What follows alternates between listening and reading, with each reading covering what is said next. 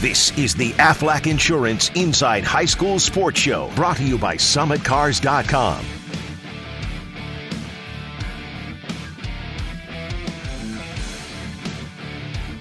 Here we are on it.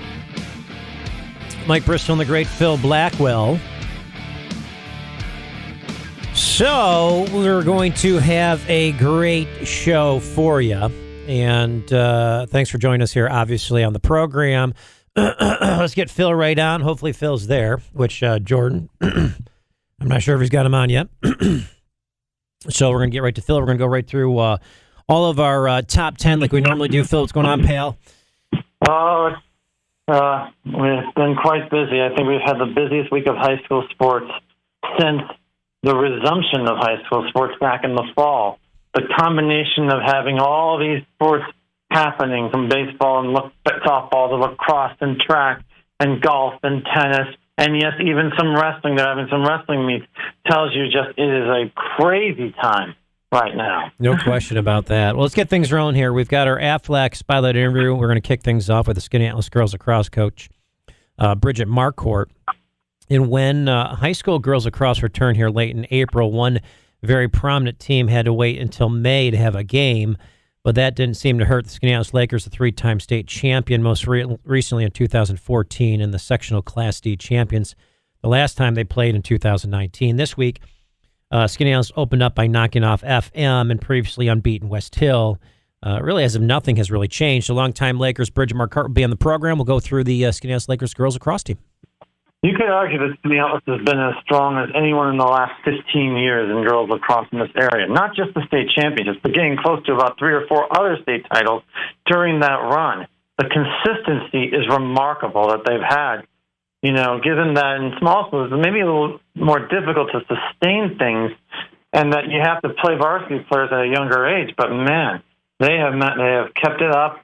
And as this year's the same thing. And the scary part is this is a team with only a few seniors on its roster. They're going to be a 2-year project. Good this year, even better next year. Our Nagel Athletic Nagel Athletic Turf interview. Phil, you got to get that right. Not services, turf. I'm joking with you. FM boys lacrosse coach Doug Madden will be on the program with one of the longest histories and greatest traditions in the area. High school boys lacrosse. Fayetteville Manly has only had a few head coaches in its program's history. Tom Hall started it. Chris Kennelly continued it. And then Doug Madden, the longtime Hornets JV coach, took over in the summer of 2017 after winning the state or the sectional Class B title in 2019. FM has come back this season, is already 3-0 with big wins over West Genesee, CNS, Baldwinsville. So we're going to talk to Coach Madden, Phil, and go through the program. Well, FM is the same thing, a consistent program over the years. I mean, for a long time they may have been in West Genesee shadow, but maybe no longer. They've taken, I think, the upper hand in that rivalry. And you probably have the 2 strongest large schools in the area being FM and Baldwinsville. They had their first meeting on Thursday night, and it went down to the wire. The Hornets pointed out in the final seconds. But it's the sort of thing where those 2 are probably the strongest large school teams. But FM has come back really strong from this long break, and that's no surprise given the program's history.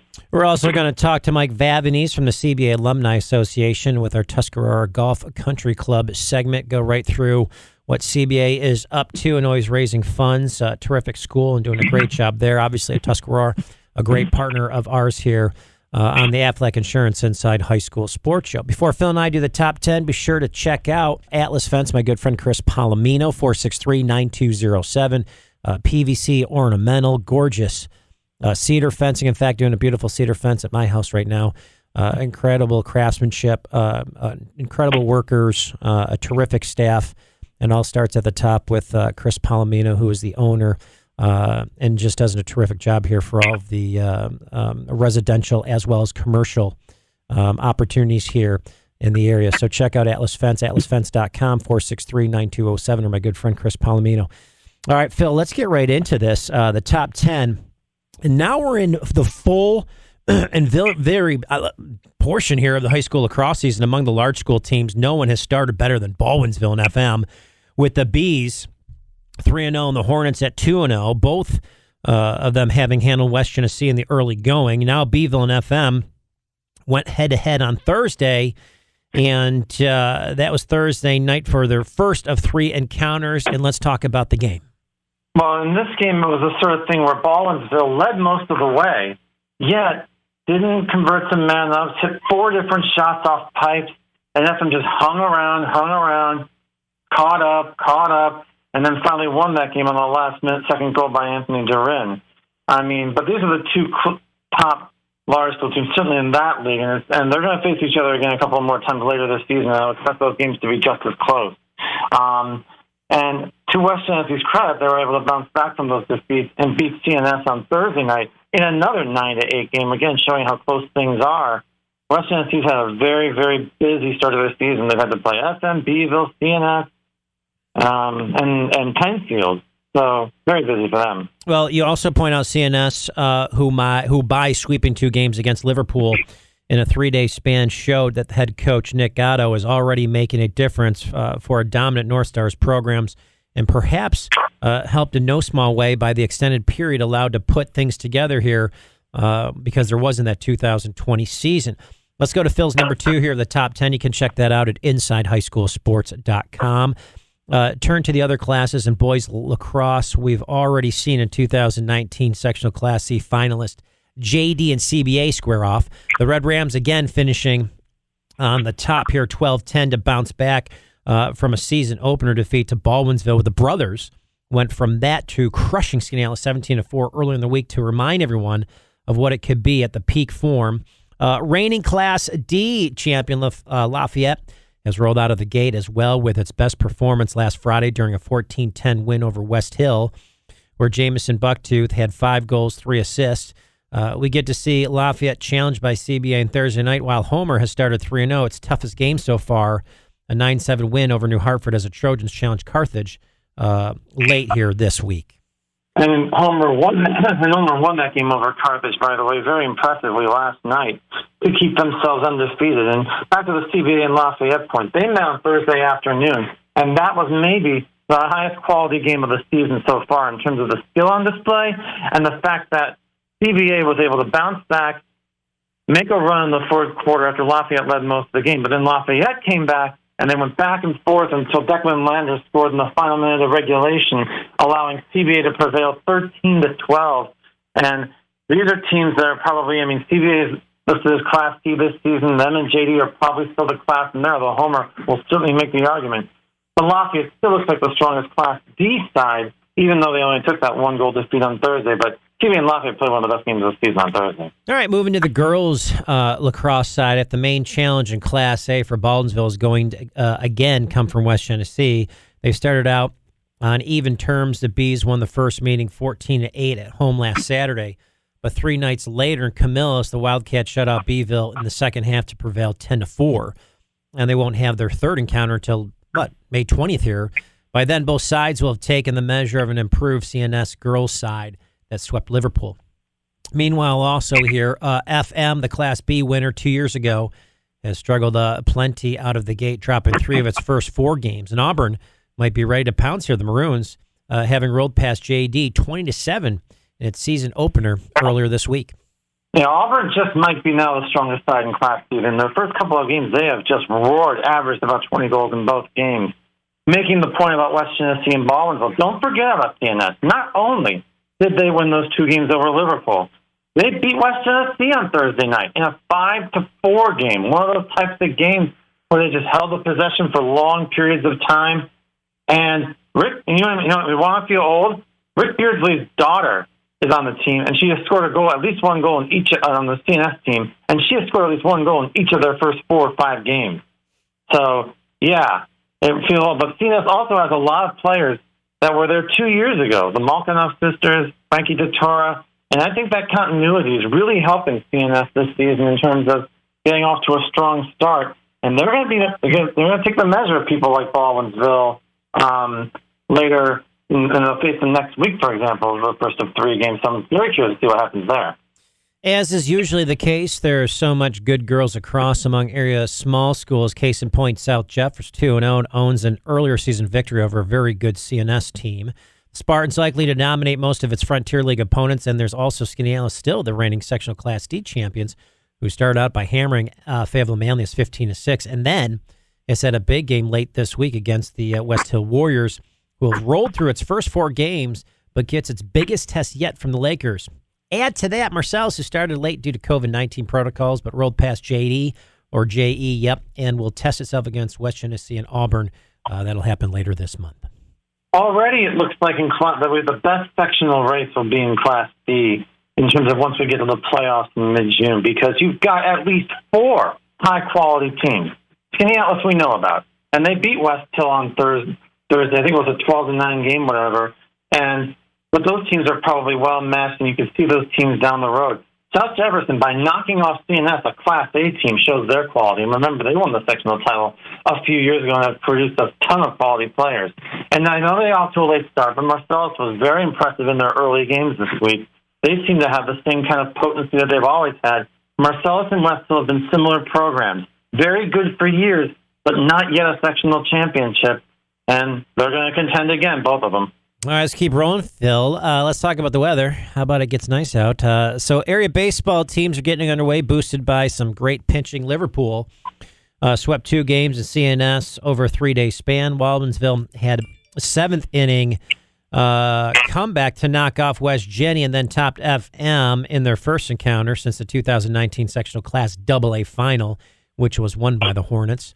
Next Monday, hopefully it's dry here, we get the first of 3 games between Beeville and Liverpool that could determine the balance of power here in baseball.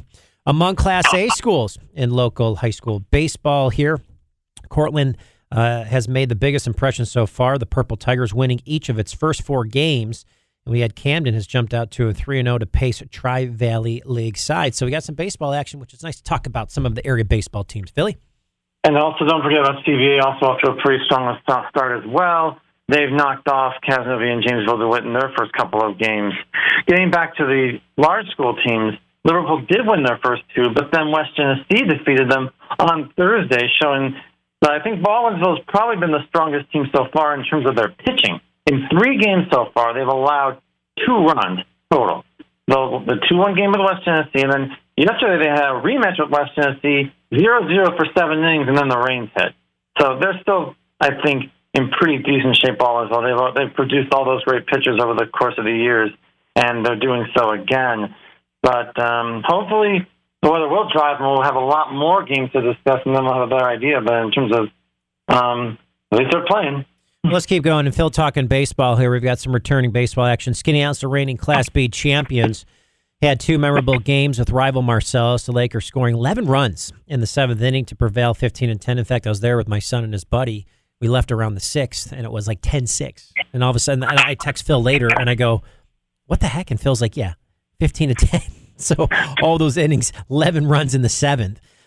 They met last Saturday, but the Mustangs rebounding to earn 5 runs in the 9th inning of Tuesday's rematch to take the game 10-5. So nice win there, nice comeback win. Cooperstown, the defending Class C champions, notched 26 runs in the wins over Oneonta and Norwich. And one of the biggest or best personal stories of the season is seeing Homer coach back in the dugout after beating a prostate cancer diagnosis in the offseason and still managing to coach both of Homer's bowling teams. The baseball Trojans began its season last Saturday by edging Phoenix 4-3. So great to see Coach back. Yeah, Rob Natsiaka is one of the real good guys in high school sports in this area.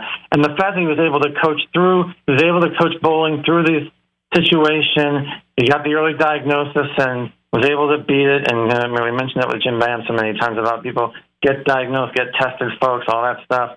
He helped save his life, and now he's back coaching. And Natsiaka did beat Homer on Thursday. But a very interesting first week of the season to have a 11-run inning, and a 10, then lose to that same team. A lot of these teams in the OHSL are going to have these 2-game series where they play each other, then they play each other again a day or 2 later. And that's going to lead to some really intriguing results. The split between Skaneateles and but we also wanted to mention somebody else. Bishop Ludden's Joe Dunham, an 8th grader, threw a no-hitter on Monday in his first varsity start against Port Byron. Wow. Then he had 2-run game-winning single in the bottom of the 7th inning to beat Bishop Grimes later in the week. 8th grader. The man. So, yeah, even Ryan McMahon, even the county executive, Ryan McMahon, gave him a shout-out on Twitter. Just saying. No, really, he did. Well, he should. In between, Ryan's a great guy, and the whole crew there, between the county and the city of Syracuse. We've done a lot of work with Coach Boeheim, with our foundation, with Coach's Foundation, that I've been partners on here since we started it. And Ryan and the mayor and everybody, always great people to work with. All right, in between the frequent raindrops, high school softball has started too. CNS, Syracuse, still the top side in Class AA. Got a second inning grand slam. Danielle Filipellos defeated rival Liverpool 11-4. That was in the first of 3 encounters here in softball, while the reigning Class A champions from JD flew out of the gate by scoring 20 runs in Blank and Cortland Monday. Oneida here in softball went to the state Class B final in 2019, lost at Liverpool, but knocked off Camden 12-10 with its new look lineup. Plus, you had some other big run totals throughout the early stages here in girls softball. On Monday alone, JD was joined by Carthage, Auburn, Pulaski, and Belleville Henderson in scoring 20-plus runs. And Hamilton on Monday and Whitesboro on Tuesday both played at 30 runs, Phil. Yow. Yeah, I think you think all these teams are eager to start playing again. I mean, all the run totals have been ridiculous. But JD has also had a strong overall week. The 3 games include a tough 5-3 win over Central Square on Friday after a couple of easier games before. ESM also had a 5-inning perfect game from their pitcher earlier this week. And CNS and Liverpool played again yesterday, and in that particular game, CNS won 7-0 this time around, getting a pitching performance, and it was Seegers who threw the shutout, and 4 hits from Jenna Lameling as well, keeping the upper hand in that rivalry. Wanted to mention Marcellus, your alma mater, with a good win over West Hill as their first game of the season as they return, and, well, it should be a Class B contender again, but they got a lot of players back from 2 years ago, the Mustangs. All right, track and field on Phil's Top 10. This is number 8. Phil always produces it. Check it out at InsideHighSchoolSports.com as Phil lines up all the interviews and sets up all the information. Just does an incredible job tracking all this. Track and field teams got underway, too, even if the schedules are mostly confined to league meets and the occasional invitational event. Liverpool was one of the first large schools to head out there sweeping West Jenny, while Baldwinsville did the same to Henninger, and Onondaga High School League powerhouses like Tully and Casanova both got early victories. The Lakers passing a key early test against its fellow Lakers from Skaneateles earlier in May. Also, Mexico swept Homer, and Marcellus saw its boys teams knock off West Hill after years of the Warriors dominating the rivalry here in track and field. And also, strong teams from Clinton go up against Holland Patton this week. Hannibal boys team looked for a 2-0 start APW, and that's a lot of track and field for you. Well, and the meets are underway. And you wanted to mention a few other ones. On Wednesday, we had Baldwinsville's boys team, very impressive, with a big win over Fayetteville Manlius to move to 2-0 on the season. Do the Bees end up challenging CNS, which I'm very keen to see because CNS hasn't had a full head-to-head meet yet, and you know they're going to have a powerful team, and looking forward to that. Wanted to mention also the Casanova girls team getting their most lopsided victory ever over Skaneateles earlier this week. And they had a run and relay where they came from like 40 meters down in the 4x400 relay in the anchor and ended up taking that race in the last anchor. And Kurt Wheeler's got a very strong team in Casanova, as is Mark Evans of the boys Lakers, who were the sectional champions a couple of years ago and brought back a lot of talent like Slater De Leon. Both teams are really off to great starts. All right, area boys tennis teams getting underway. Some full matches here. We've got the USTA Billie Jean King National Tennis Center in Queens, where the U.S. Open is held every September. Its most recent executive committee meeting, the New York State Public High School Athletic Association approved having both state tournaments at the National Tennis Center. The boys have been there for years, but the girls had spent several years in the venue in Albany suburbs. So this is a big setup. New York State Public High School Athletic Association approved a new home venue for the 2022-24 State Girls Golf Tournament as well. The McGregor Country Club Edison venues near Saratoga Springs and Schenectady. Some good news there for our area high school athletes. Well, I mean, it's hopefully when we get back to state tournaments in the fall. I mean, a lot of the venues that they're going to use in the fall and next school year were venues that would have been used this year. They just pushed them back 12 months and let them have the same opportunity. But in the case of the tennis, I thought it was really weird that for so long the boys players got the benefit of playing at the National Tennis Center, but the girls didn't. And the center's named for Billie Jean King, the ultimate, standard bearer for female athletes the world over. Now, finally, they're getting the same kind of, chance to play at that facility, and it was long overdue, I believe. And it's good for those girls' tennis players. It's going to be a memorable experience for all of them. And more importantly, there's not going to be individual singles and doubles, but now there's going to be team championships as well. Team state titles held out for the first time this fall, hopefully. Let's finish things up with Phil with his top 10. And Phil's going to, it's great that he points us out. Indian River running back Rowan Marcel, April 29th against ESM. In just 3 quarters, Marcel nearly broke the Section 3 record for rushing yards in a game finishing 538 yards, still short of Joe Benedict's mark of 584 yards set in Sandy Creek in 2016. To go with 9 touchdowns, he set the 4th quarter before the record could get broken. Ultimately, Indian River beat ESM 86-48. And the coach who pulled Rowan was none other than his father, Corey Marcel, which shows, by doing that as a father with a son, it shows these two just the integrity. And I just thought it was, besides the dazzling numbers, classy to do. Yeah, I mean, 9 touchdowns. I mean, you get that once in a lifetime anyway.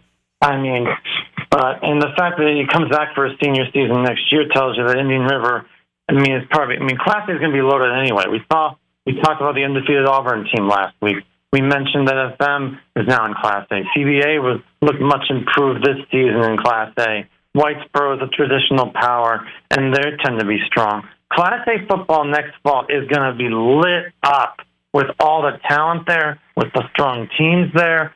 It's going to be probably the most intense, maybe, of the classes in terms of football, with all the talent coming back. And Marcel is at the forefront of that with an Indian River team that, of course, won a state title a few years ago. Well, no question about that. Well, Phil, obviously, great to have you on the program. Thanks so much. It's always great to have the great Phil Blackwell on the program.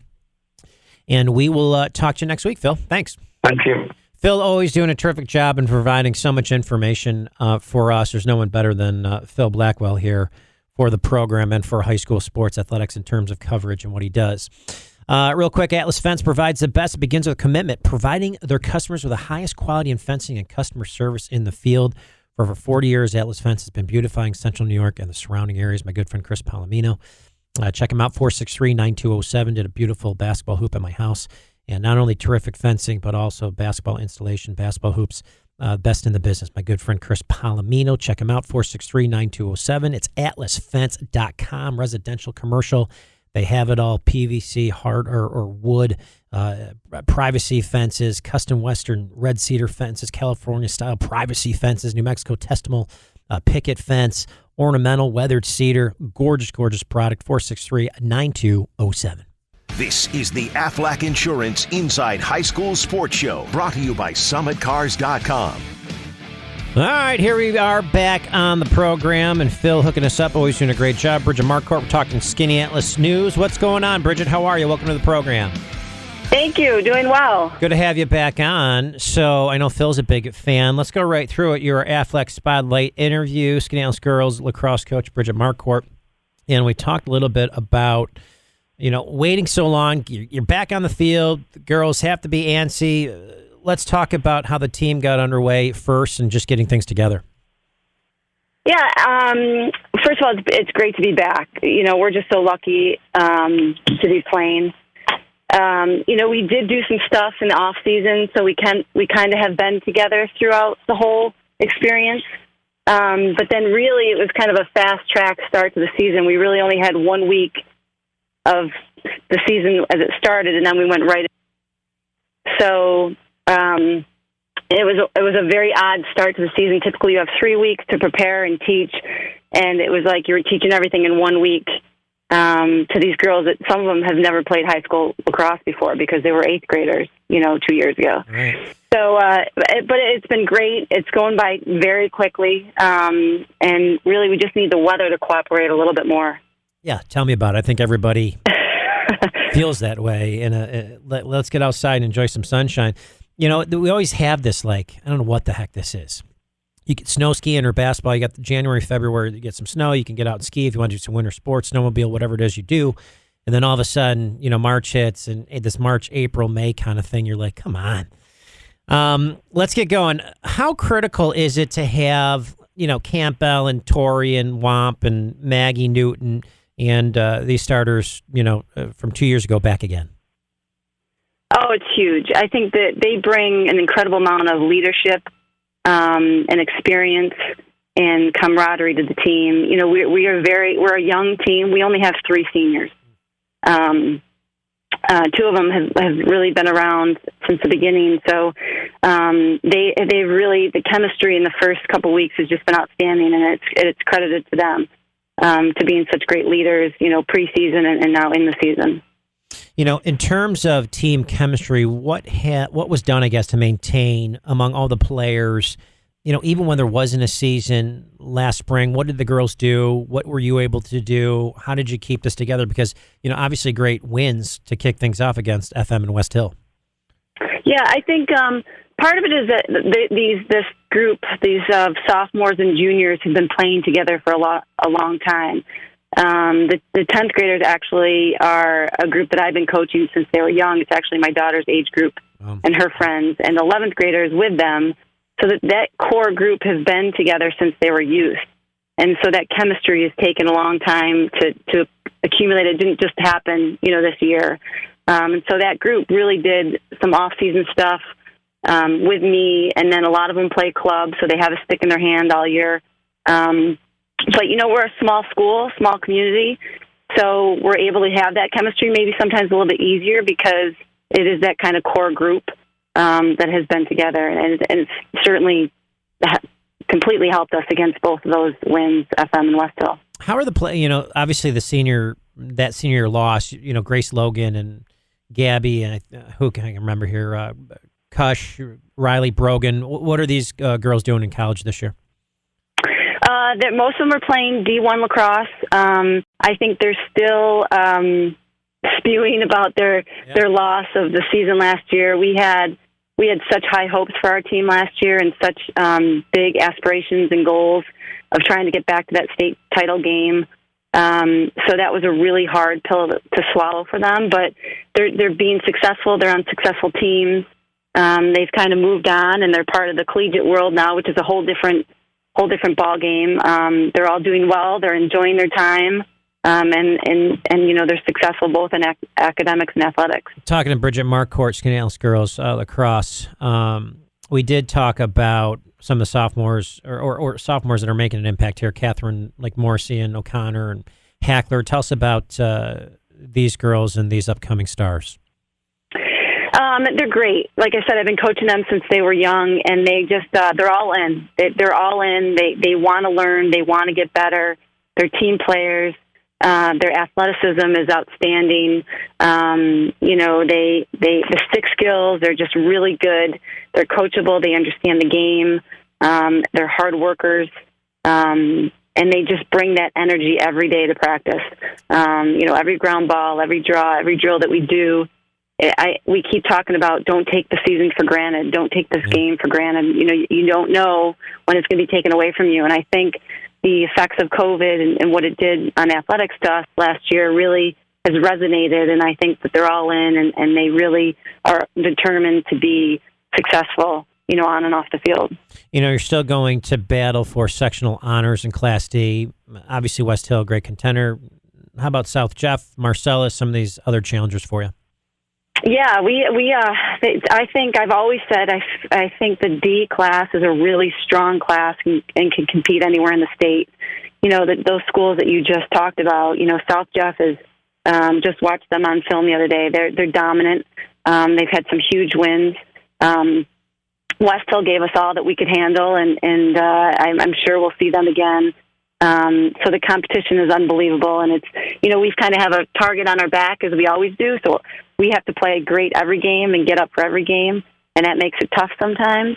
But there's definitely strong contenders, and it's going to be a dogfight for that sectional title this year. And I don't know if this is the right way to put it, but do you treat kind of this year as a 2-year project, given that there's just 3 seniors are going to graduate for this team, so you really have this core group for a couple years here? Yeah. I mean, I think right now we try and take it one day at a time. It's today's practice. We're on our way to practice right now. We're trying to get better for Monday's game. We have Homer on Monday, so we're looking to do better than we did against West Hill. And there's a lot of things that we need to work on, a lot of things we need to clean up and teach. And so we're looking to get better for West Hill. from West Hill, and then move forward. And we have goals for every game, and then we have goals for the season. Ultimately, we want a sectional title, but first we want to win the league games, and so that's what we don't want to look too far ahead. So much teaching and learning that's happening. We just want to keep everyone healthy and get better every day. All right. Well, Bridget, thanks so much for being on the program. I know you got practice. Best of luck to you and the girls, and congratulations on all the success. Thank you. Thank you so much for having us. Great to have you on. Bridget Marquardt on the program, and talking Skaneateles Lakers lacrosse there. Real quick, we're going to piggyback a little bit. We're going to have our NEG Athletic Services interview. FM boys cross coach Doug Mann will be on the program. We're going to talk to Colonel Dickens here on the program. We've got a small little golf segment, which is great, and a lot more ahead. So stick around. This is the Aflac Insurance Inside High School Sports Show. It's presented by SummitCars.com. This is the Aflac Insurance Inside High School Sports Show, brought to you by SummitCars.com. All right, here we are back on it. What's going on, Mike Vavonese? How are you? How are you, Mike? It's good to have you. Glad to have you on again. Yeah, good to have you back on. What's new and exciting with you? Oh, well, not too much. What I wanted to tell you about was our CBA Alumni Golf Tournament that's coming up on June 28th. It's our 31st annual. We started, I think it was in 1989. We got together, and I was working with the MS tournament at that time. We said we should do something for the Alumni Association, and first 3 years we had it at Village Green, one at Drumlins, and since then we've been at Tuscarora, and it's always the last Monday of June. It's $125. It's a scramble format, and the Alumni Association does a bunch of things in Force CBA, including outstanding senior scholarships for college, alumni children scholarships for 4 years from grade 9 through 12, homecoming events, and we made a donation 2 years ago of $25,000 for the capital campaign. So those are the type of things we do, and this money helps raise that, and it's a wonderful, wonderful event. We have foursomes from the class as far back with Mr. Zimmerman of 19, I believe it's 55 up through 2017. So it's a great event. Women are encouraged to come, friends, family, parents. We always sell out, so we're hoping we do that again this year, and sponsorships are available. Well, of course, you had the great Tuscarora Country Club, great sponsor of ours here on the program, Nick Masterpool and the crew up there. They do an unbelievable job, terrific food. And I love Peter playing there. Camposelli. Yeah, Peter's incredible. And this year I'm going to try to see if we can get some Utica greens for us to include that. There you go. Of course, you got to tap into that. Crazy. Have you had a chance to glimpse CBA's boys team this season with nice beat Lafayette on Thursday, and your boy Rick Beardsley there? I did, and I've been speaking with Rick Beardsley and the coaching staff throughout. With last year there being a pause with Mackenzie and Kelly that's now at Canisius. Yep. They had a great team and had great expectations. This year they're bouncing back from that. They had a very close game at Jamesville DeWitt. Then they had a game at Skaneateles where I thought they kind of got their mojo back, and with Anderson and a few of those others, they really have a strong offensive unit, and I guess it was a great game with the Bucktooth boys from Fayetteville, and it was just such a close game the other night, went back and forth the whole way. That's kind of what high school sports are all about, and they're so glad they're being able to compete this year. I love following what the kids do after the fact, too. So obviously being in high school sports and going on to wherever they go on and play, and it's always great to see kids go on. Most kids, the heyday is high school athletics. It's just the way it is, but like your son Matt has made a nice job goal at Canisius. I know he had a big game against Marist there, unbeaten Marist, actually, in the MAC tournament. 14 saves or so? Yeah, he had 14 saves, and I certainly don't want to sound like a dad. But then you are, so you can brag all you want. You got about 30 seconds. Mike, it was the last play of the game, and it made the Twitter from Inside Lacrosse magazine. Nice. At 14-13, there was a shot right on top of the goal. He was able to save, and no one could tell whether it went in or didn't. He came running out of the scrum, and the team went wild onto the field. So it was a great win for Canisius. Marist had previously been undefeated, and we're ranked number 1 preseason and got some top 20 votes. So it was a great win. And let me just say this before I go. What you, Mike, and what Phil did do for our community in terms of high school sports. I mean, it's a big part of my life, and we're so lucky to have you. Kudos to you guys.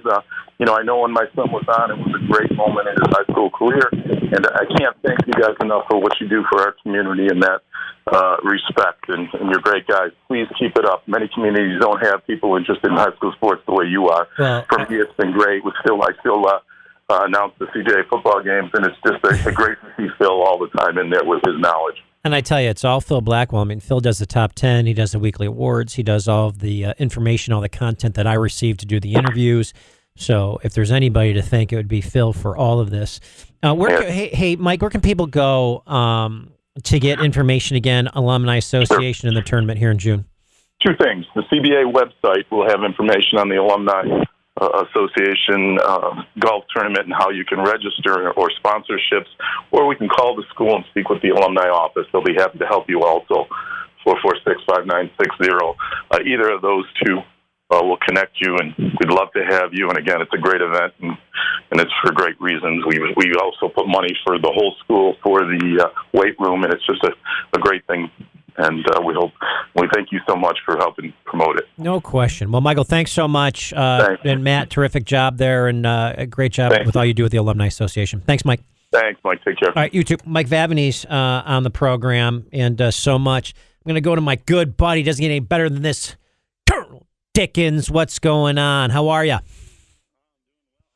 Uh-oh, you there? Are you there? I am here. Oh, we got him.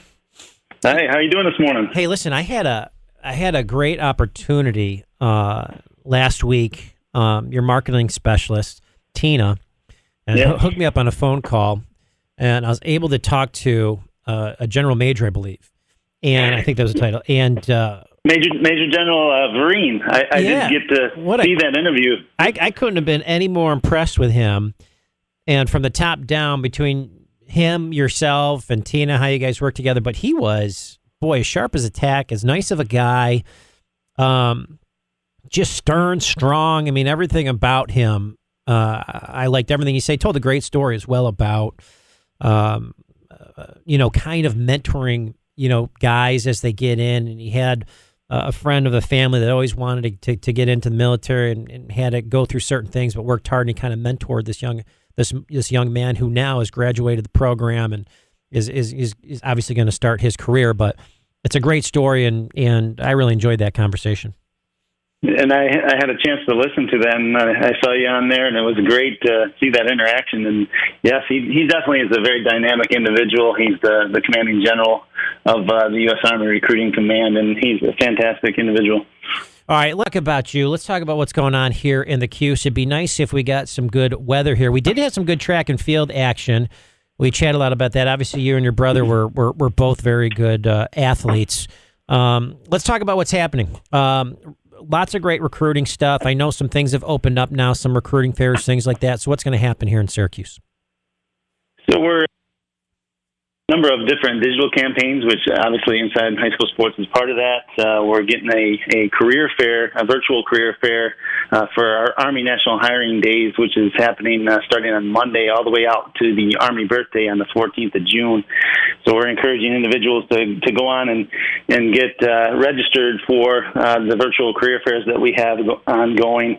They can go through the goarmy.com website, register there, and then they'll be linked up with the local recruiting non-commissioned officer in their area, and then they will contact them in order to go through slots and times that they can go through what we have to offer in the Army. When am I going to be able to jump out of a plane? I think we've got a list here. I've got the plane. I want to fire some big weapons, and I want to drive a tank. We definitely will look into that and see when we can get a tandem jump. We might be able to get that done. That'd be sweet. Oh my gosh, that'd be sweet.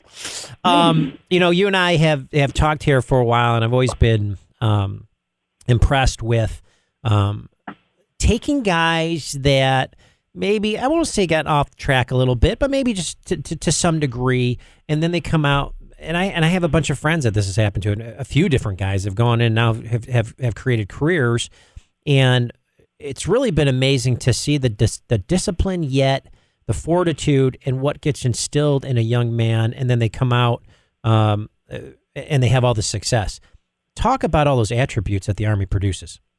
Oh, absolutely. So a large number of individuals can go in there, not really sure what they're going to do. And then obviously the Army gives you, a very specific, a regiment of what you're going to do throughout the day. And the biggest thing is the training that you get builds confidence, definitely through all the different jobs we have to offer out there, but the training all the way through, you take someone who is really not so sure about or confident in what they're doing, and when they come out the other side, they have all these leadership qualities that they gain from the interactions they've had with other individuals, the diversity that you see inside the United States Army, and you interact with people from all over the world, not just the United States, that have become members of the Army.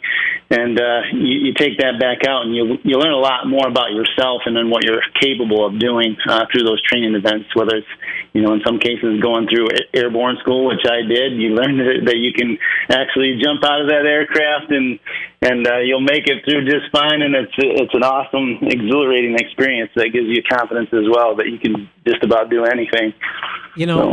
Something that's amazed me too is, if you're not ready for college, or college isn't, a choice for you, obviously military, Army, et cetera, a great opportunity. But what also I've thought about is, wouldn't it be great to have a year, you graduate high school, but then have a year to get that military training, the discipline, and whether then you keep going through that, or you keep going down that road, or you take that year of discipline and work ethic and just sharpening your skills, or just becoming more of a man, and then you enter college, rather than always entering college as like this naive whatever.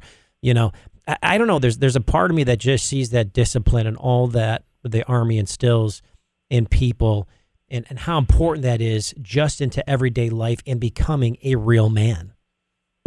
No, absolutely. I mean, I see a large number of individuals that do that initial enlistment, then they gain all that confidence. They go back out there to a school, and then they start their education. They have the benefits that the Army has provided through the GI Bill, and that's all paid for, and you're setting yourself up for not only the confidence that you've built, but the skills that you've gained, and then the education benefits that you're not getting into debt afterwards, because that's all taken care of. So that's what an opportunity where you're getting a job, paying your day-to-day living, you're getting housing and all those other medical benefits and everything, along with the training and the certifications that you come out the other side debt-free. So you can't get any better than that, I don't think, in today's world. No, and all that, exactly, especially with all the chaos and all the ups and downs and all that kind of stuff, the consistency that you get. So, well, obviously great to have you on. It's always a pleasure. Love that you come on the program, and thanks for all the insight. And again, how do people get a hold of the Syracuse Recruiting Battalion? So we asked them to go ahead and they can link up on GoArmy.com, and we can get them in that way. And obviously we're on the website, on Facebook, and you can just look us up for the Syracuse Army Recruiting Battalion, and you will find the numbers out there for direct contact. And certainly would love to talk to a large number of people out there. We got our Help Wanted sign out there with the Army National Hiring Days going on. And looking forward to talk to individuals and get them on board here. And as you probably noticed in the conversation I had with the general the other day, is that we have a number of career fields where we're actually more openings than in other job fields, that we're trying to look for people and give them some bonuses on the way in, so that they can take a little extra for considering those job opportunities. I love it. All right, obviously a pleasure. Thanks so much again. We'll talk to you in a little while here. Thanks, Mike. I appreciate it. Have a great day. Great to have you on. Thank you, Colonel. We'll be right back. ESPN Radio 97.7, 100.1.